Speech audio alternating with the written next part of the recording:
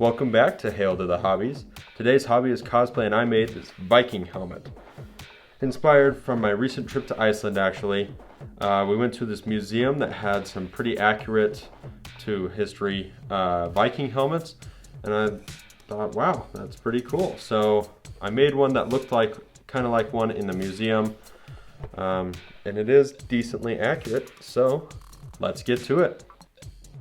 Now to start my template, I was lucky enough to use a head cast of my head. If you don't have one of these, you can use a styrofoam one from Walmart or Michael's or whatever craft store you have nearby. My head is just a little bit bigger than those, so I couldn't use it. Now for creating the template, I used Reynolds wrap or just regular aluminum foil will work. You just mash it down on top until it's formed to the surface, and that'll get a good replica of your head if you can do that. Then I took this masking tape and I taped down just on the seams.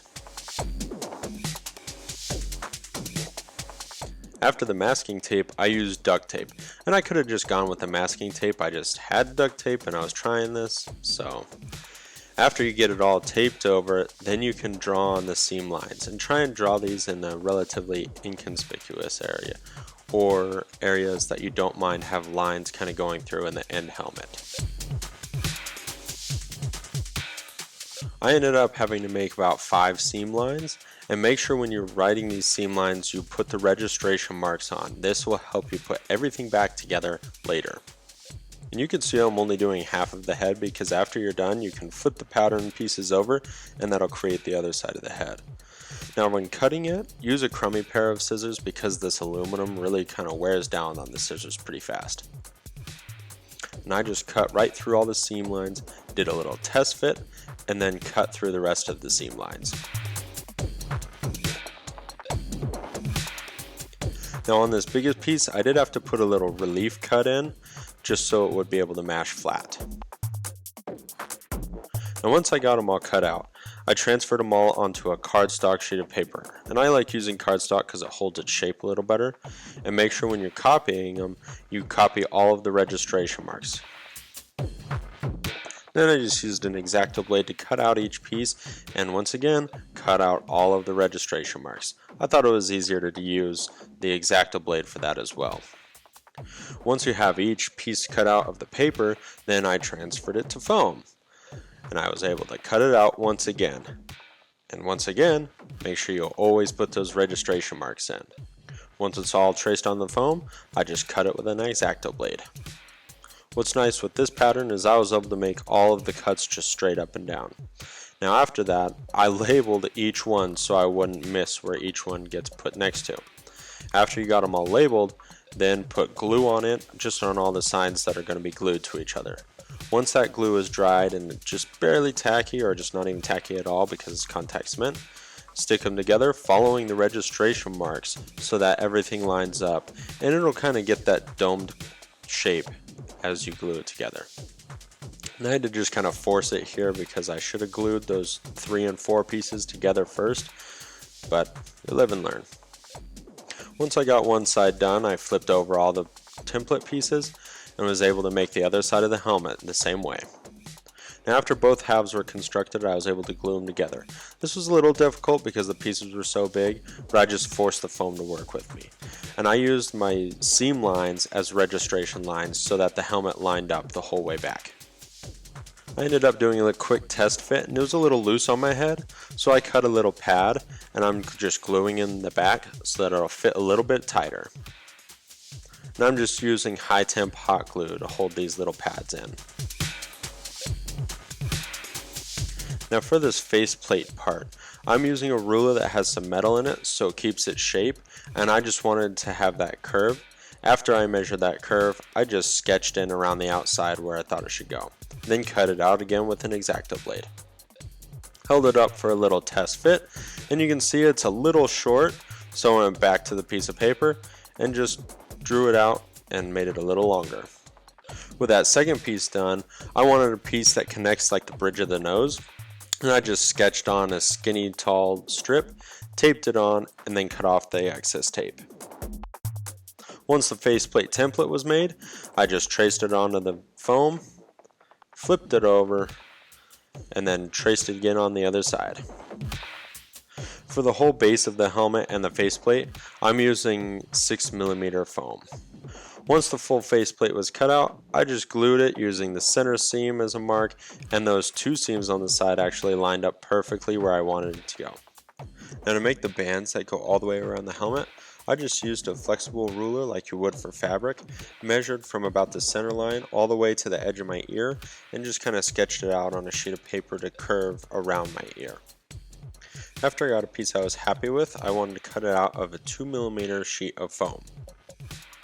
I started kind of like the faceplate, tracing it on one side and then flipping it over and tracing again on the other side.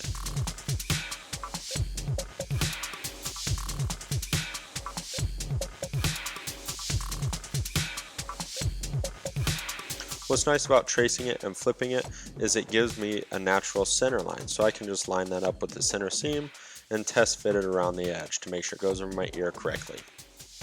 After I knew it fit, I traced on the top where it was going to go so I'd have the line to follow for the glue.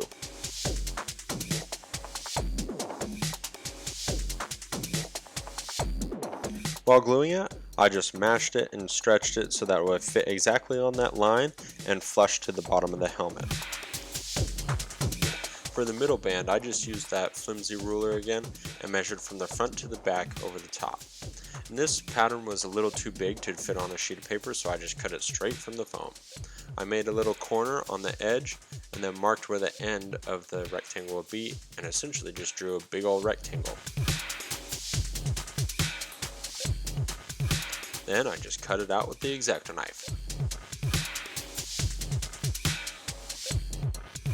Now to get this one to be centered on the helmet, I measured about 1 1/2 centimeters away from the center line all the way back, just with a few dots. Then I taped on that band to make sure it would fit and drew a line connecting the dots. I filled in the glue and glued it on.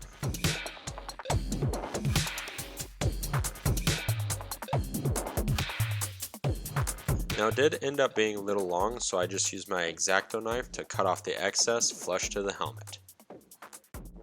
Now I did these top side bands about the same way that I did the top one, measuring it, cutting it out, tracing it, and then gluing it on. They just had a little bit of an angle on the bottom side where it almost meets the ear side. Now again, for the back band, it was almost the same as the top middle ones, only this one had a little bit longer on the top because of that curve of the ear. And I did end up making all of the bands about 3 centimeters wide.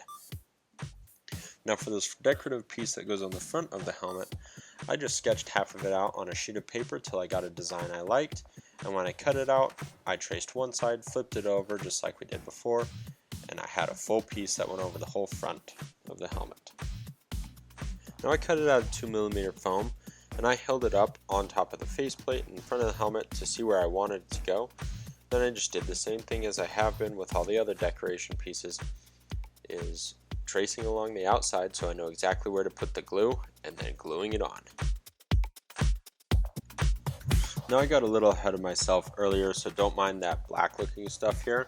But what I'm trying to do here with my Dremel is grind down on the seams just a little bit to make them a little more flush and not show up so much in the end product. Now I took the Dremel to the edge of the helmet too, just to clean up a little of these edges and make them more flush. After I finished those seams, I went over the entire helmet with the heat gun. This helps close up the pores so that it will paint better. Now this is where I was messing with the foam clay earlier, and I had to go and Dremel over it because I got ahead of myself, but I ended up using the quick seal to cover up all the seams and just try and fill them in to make them look a little more flush and not even there. After I filled in all the seams on the base part of the helmet, I taped it to an old milk jug on top of a stick so that when I used the Plasti Dip it wouldn't get on my hands. And I'm just using regular black Plasti Dip. Now this first coat of Plasti Dip doesn't go on very heavy or black. When you spray it on, it's just a light coat to get the initial base coat started. Now I did 2 more coats of Plasti Dip just to make sure that the entire thing was coated, and I went and made sure I got it from every angle to make sure every nook and cranny was covered.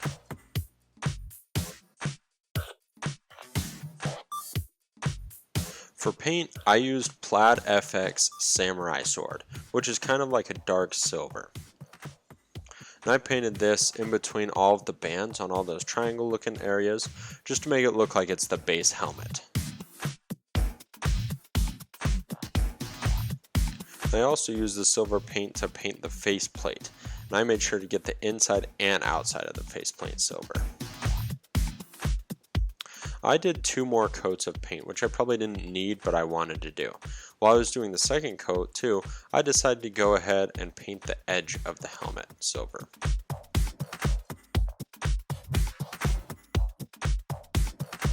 Now I either didn't mix up my paint well enough or didn't let it dry long enough in between coats, so I'm going through and sealing it with a matte finish sealer.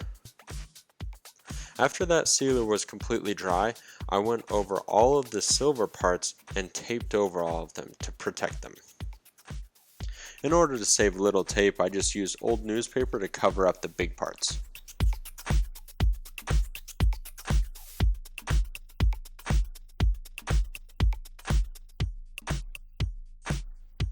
Now I wanted to spray paint the bands, which is why I taped over the silver, and I used Krylon Fusion Metallic Vintage Brass color for the bands here. Again, I did 3 coats of paint, and I made sure to get into every nook and cranny, and I made sure to let it dry sufficiently in between each coat.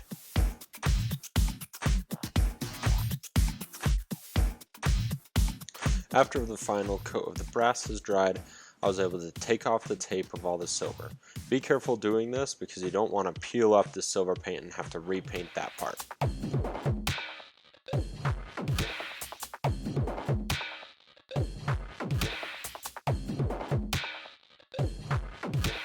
After I got all the tape off, I used these leather studs for rivets. When they come out of the package, the prongs were a little too long and they were poking me in the head through the helmet, so I had to clip the prongs off at about halfway. The nice thing about this is it made them pokey and sharp, so they poked through the foam really easily. After I clipped off the ends, I poked it through one time just to make the initial holes. Then I pulled it out, put a drop of super glue on, and pushed it back into the same holes. And I just did these in pairs, and I did them about 6 centimeters away from each other, all over all of the bands. For this faceplate piece, I only used one in the top center and one in the bottom center right over the nose, and then one on each side of the head. And there we have it. Could have done a little better on the seams, but you live and learn. Now we have a completed Viking helmet.